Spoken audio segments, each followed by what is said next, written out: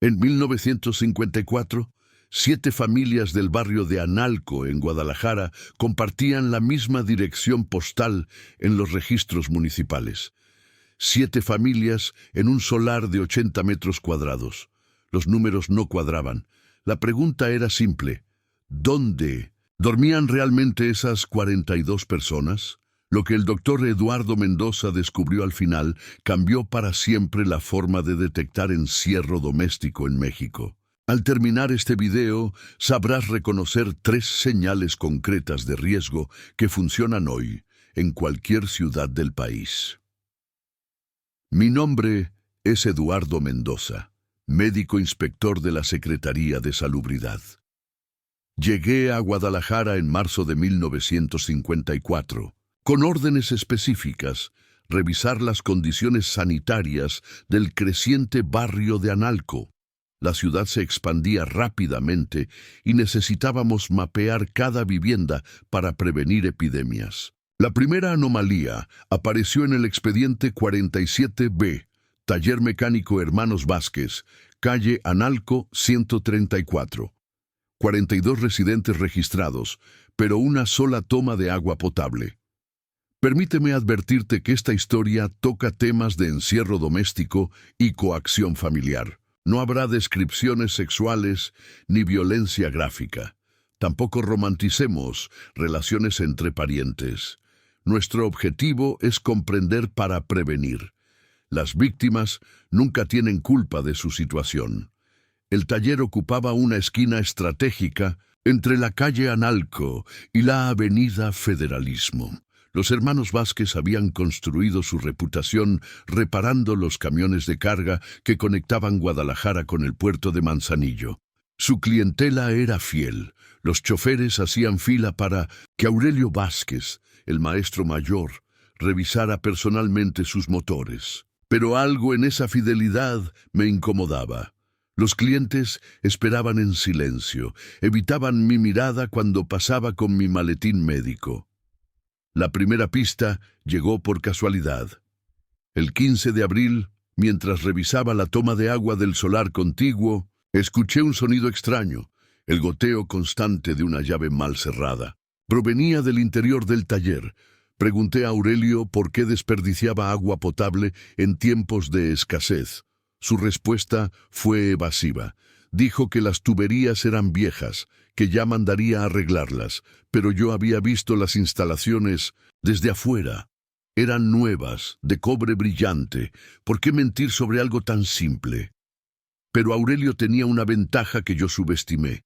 Los vecinos lo protegían con un muro de lealtad inquebrantable. La segunda visita confirmó mis sospechas. El 3 de mayo regresé sin avisar. Esta vez llevé mi grabadora UG Report 4000, la misma que usábamos para documentar testimonios médicos. El goteo había cesado. Sin embargo, descubrí algo más perturbador. Una llave Yale IDP 63 de acero niquelado, con 7 pines, colgaba del cinturón de Aurelio. Era una llave especializada para cerraduras de alta seguridad, diseñada para bancos y cárceles. ¿Qué hacía un mecánico con semejante dispositivo? Aurelio notó mi interés en la llave. Me explicó que la había encontrado entre los efectos de un cliente fallecido. Un cuento plausible, pero yo había memorizado las especificaciones técnicas de esa llave durante mi formación en el Hospital Psiquiátrico de la ciudad. Yale I-63, longitud 5.5 centímetros, grabado identificatorio I-63 en el mango. Se fabricaba exclusivamente para instituciones que requerían confinamiento controlado. Por lo tanto, decidí ampliar mi investigación más allá del aspecto sanitario. Solicité los planos arquitectónicos originales del solar en el Archivo Municipal de Guadalajara. Los documentos revelaron una discrepancia importante. El taller había sido construido sobre una estructura preexistente del siglo XIX. Una casona colonial con sótano de piedra, típica de las familias acomodadas que vivían cerca del río San Juan de Dios. Los planos mostraban un sótano de 4 por 6 metros, pero en la construcción actual, ese espacio había desaparecido de los registros. El goteo que había escuchado tenía una explicación técnica. Las tuberías nuevas no goteaban porque estuvieran dañadas. Goteaban porque alguien las usaba constantemente, día y noche, creando una presión anormal en el sistema. El sonido provenía del sótano oculto. Espera. Si alguna vez te subestimaron por hacer demasiadas preguntas, escribe "yo creo" en los comentarios ahora. Suscríbete, porque el próximo paso lo cambia todo. El 18 de mayo, mientras caminaba por la Avenida Federalismo hacia el Mercado San Juan de Dios, me crucé con la maestra Elena Morales. Elena había enseñado en la escuela primaria Benito Juárez durante 20 años. Conocía a todas las familias del barrio, incluidos los Vázquez. Le mencioné casualmente mi preocupación por las condiciones de hacinamiento en el taller. Su reacción me sorprendió. Elena se puso pálida y me pidió que no siguiera haciendo preguntas. Según ella, algunas familias preferían vivir de manera tradicional, sin interferencia de las autoridades. Pero Elena no pudo explicar por qué varios niños de la familia Vázquez habían dejado de asistir a clases desde 1947.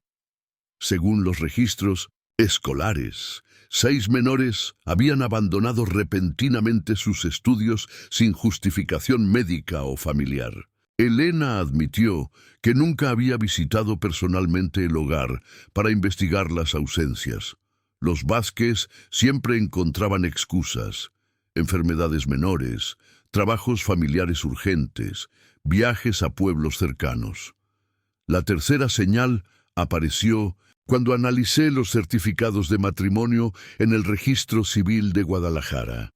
Entre 1947 y 1953, la familia Vázquez había celebrado 4 bodas, todas entre primos hermanos, todas oficiadas por el mismo funcionario municipal, todas con testigos exclusivamente familiares. El patrón era inusual, pero técnicamente legal. Sin embargo, las fechas coincidían con las desapariciones escolares de los menores. Mi sospecha central tomó forma.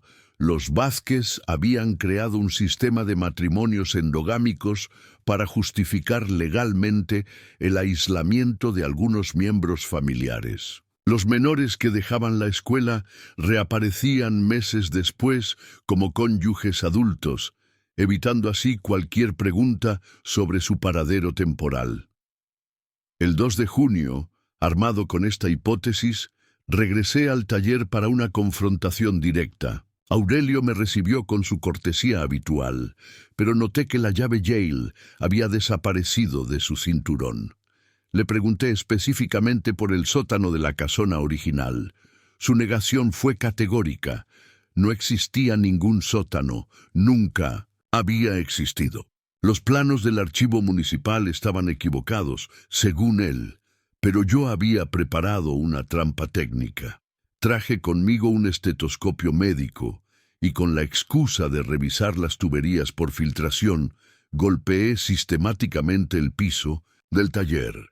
En el sector posterior, cerca de la pared que daba al patio trasero, el sonido cambió.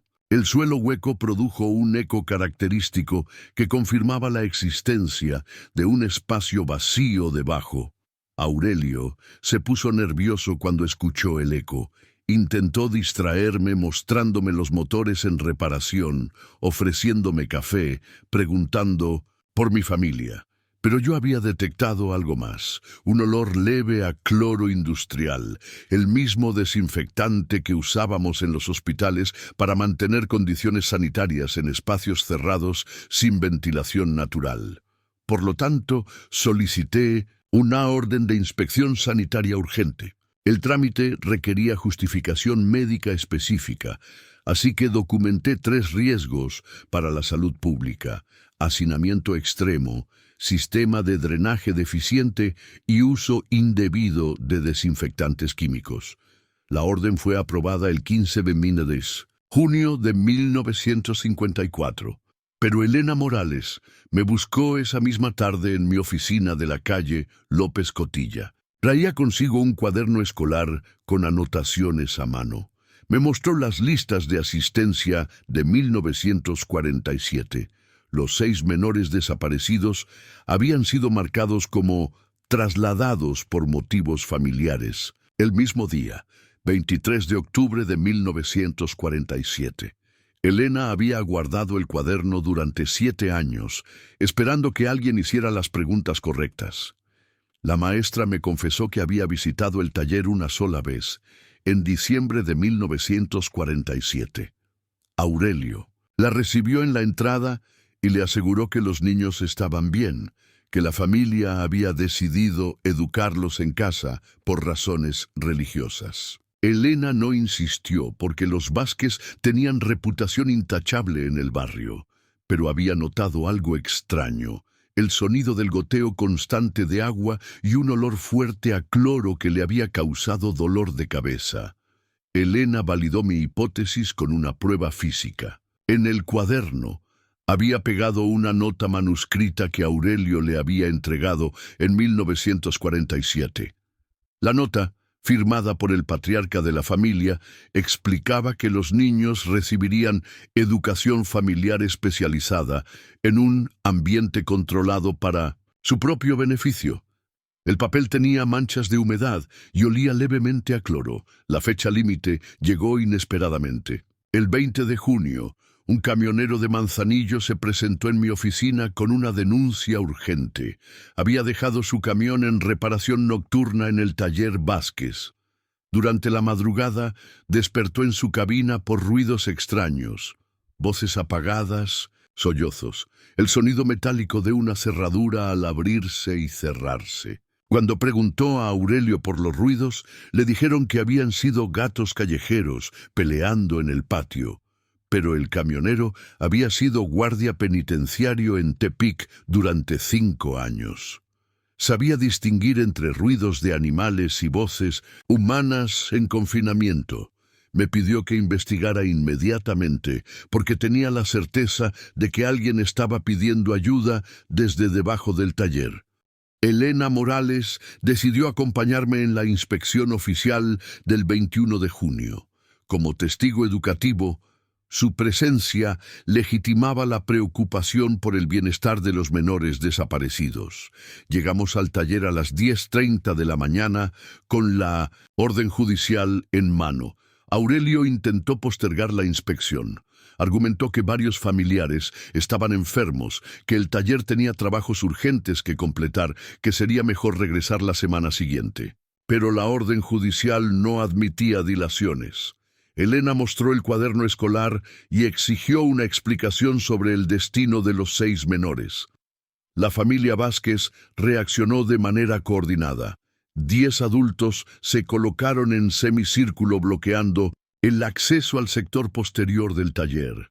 Argumentaron que ese espacio contenía herramientas peligrosas, que había riesgo de accidentes, que los forasteros no entendían el funcionamiento de un negocio familiar. Su resistencia organizada confirmó que protegían algo específico, pero yo había traído refuerzos: el camionero de Manzanillo, 2 agentes municipales y un técnico especializado en estructuras arquitectónicas.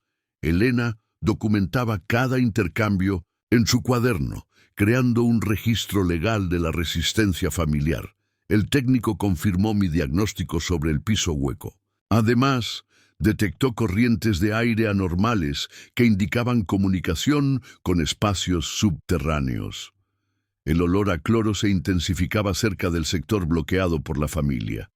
La llave Yale Ito 63 reaparece en este momento crucial. Elena la descubrió colgando de un gancho detrás de la puerta principal, exactamente donde Aurelio guardaba las llaves de los camiones en reparación. Lo vimos al principio. Parecía nada.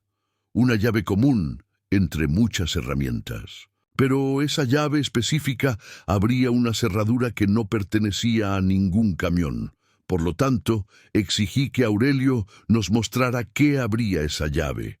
Su negativa fue histérica.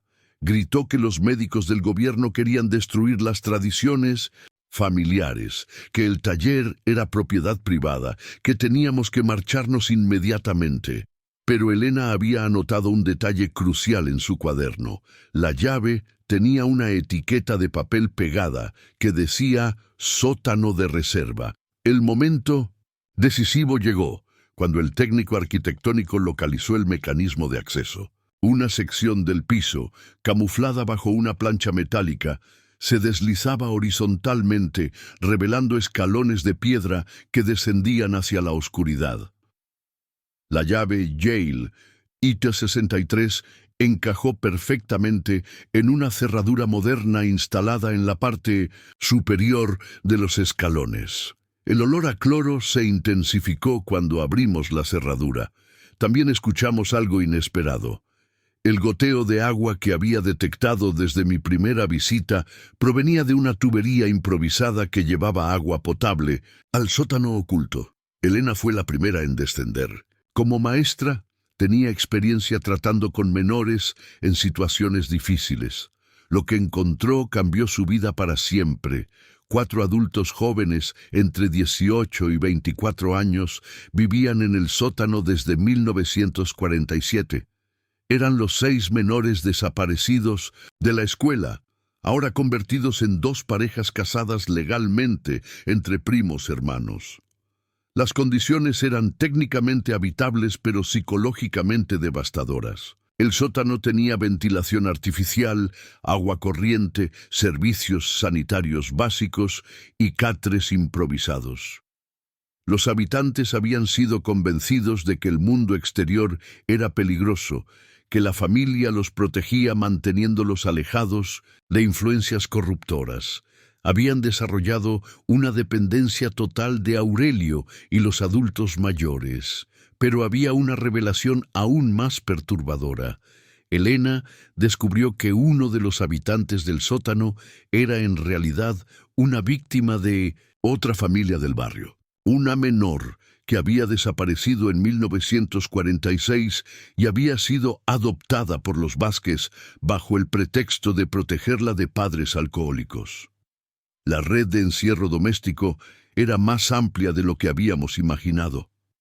El falso final parecía claro. Habíamos rescatado a 4 víctimas de encierro familiar y expuesto un sistema de coacción disfrazado de tradición. Los Vázquez serían procesados.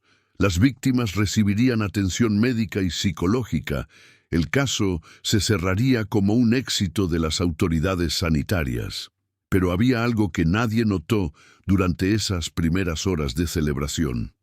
Elena encontró una segunda llave Yale I-63 en el cuaderno personal de uno de los habitantes del sótano. Lo vimos al principio.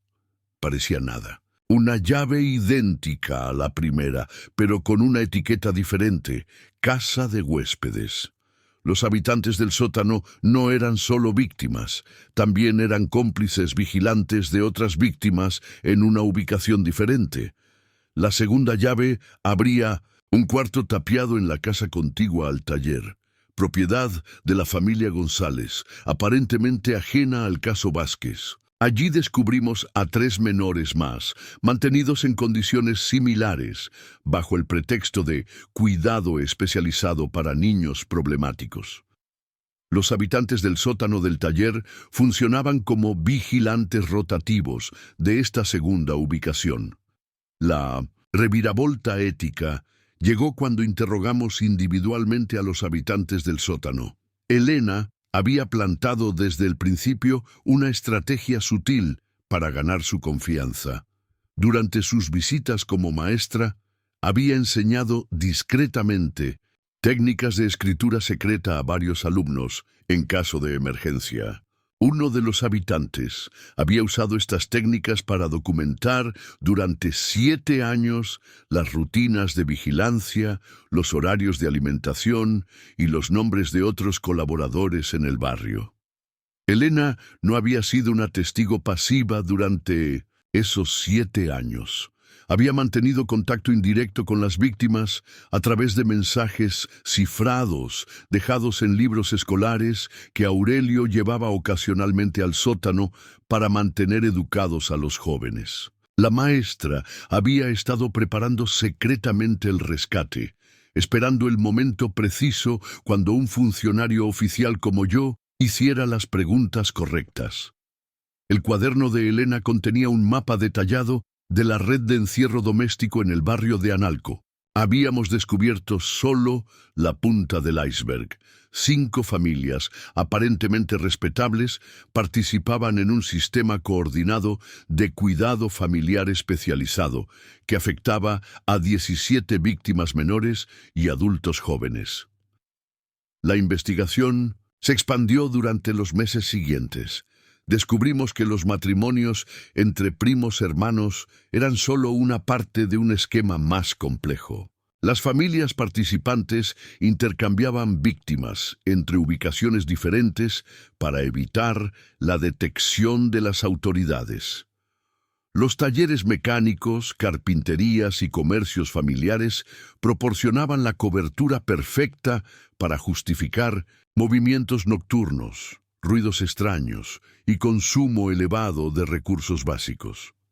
La última revelación llegó en septiembre de 1954.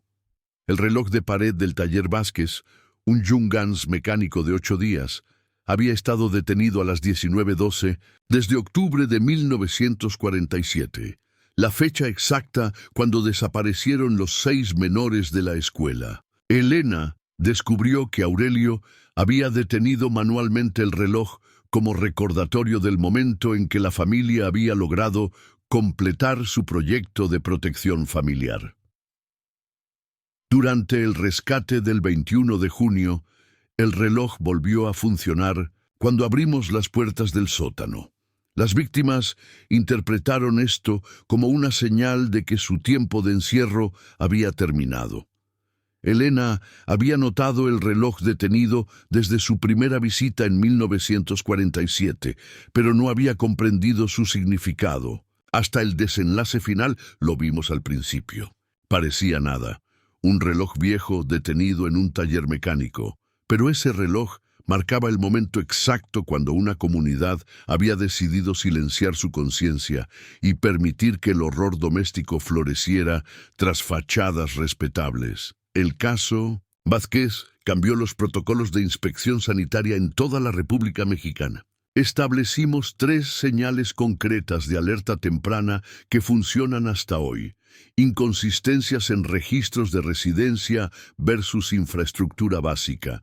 Desapariciones educativas sin justificación médica verificable y resistencia familiar coordinada ante inspecciones rutinarias de autoridades. Elena Morales fue reconocida oficialmente por su labor encubierta de protección a víctimas. Continuó enseñando hasta 1978, especializándose en detectar señales de maltrato doméstico. Su cuaderno escolar se convirtió en material de estudio para trabajadores sociales en todo el país. Las 17 víctimas del sistema de encierro de Analco recibieron atención médica y psicológica integral. 12 lograron reintegrarse exitosamente a la vida comunitaria. 5 decidieron mantener vínculos familiares limitados con sus antiguos captores. Un fenómeno que los psicólogos de la época no comprendían completamente, pero que hoy reconocemos como síndrome de supervivencia adaptativa. La pregunta que queda es simple, pero perturbadora. ¿Cuántas redes similares siguen operando hoy bajo el pretexto de tradiciones familiares o negocios de confianza? Las herramientas que utilizamos en 1954 siguen siendo válidas en 2025. Un termómetro para medir temperaturas anormales en espacios cerrados. Un estetoscopio para detectar ecos que revelan habitaciones ocultas. Una grabadora para documentar testimonios contradictorios. Pero la herramienta más poderosa sigue siendo la curiosidad persistente ante inconsistencias aparentemente menores. Si esta historia te enseñó a hacer mejores preguntas sobre tu propia comunidad, dame like y suscríbete para más casos reales de investigación social. Antes de irte, responde honestamente. ¿Has notado alguna inconsistencia similar en tu barrio que hayas decidido ignorar? Tu respuesta podría ser la llave que abra una puerta que alguien más necesita que se abra. El próximo video analizaremos técnicas modernas para detectar explotación laboral familiar usando solo observación pública. Nos vemos en el siguiente caso.